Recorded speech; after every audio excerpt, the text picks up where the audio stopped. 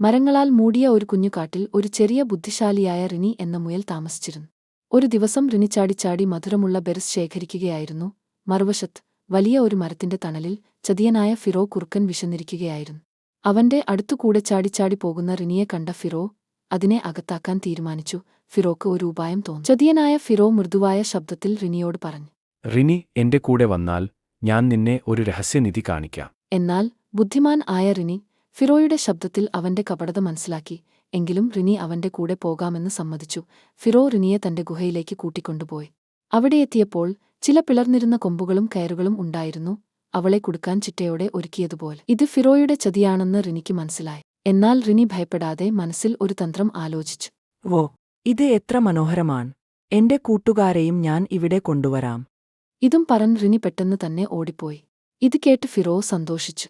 ഫിറോ ഒരുപാട് സമയം കാത്തിരുന്നു. പക്ഷേ റിനി വന്നില്ല. അവന്റെ ഐഡിയ പരാജയപ്പെട്ടെന്ന് അവൻ തിരിച്ചറിഞ്ഞു. വനത്തിലെ മറ്റുള്ള കൂട്ടുകാരോട് റിനി തന്റെ ഈ കഥ പറഞ്ഞു. കൂട്ടുകാർ അഭിമാനത്തോടെയും സന്തോഷത്തോടെയും അവളെ കൈയടിച്ചു. അതേസമയം ഫിറോ ഒരു മരത്തിനു പിന്നിൽ നാണത്തോടെ ഇത് കേട്ടുകൊണ്ടിരുന്നു.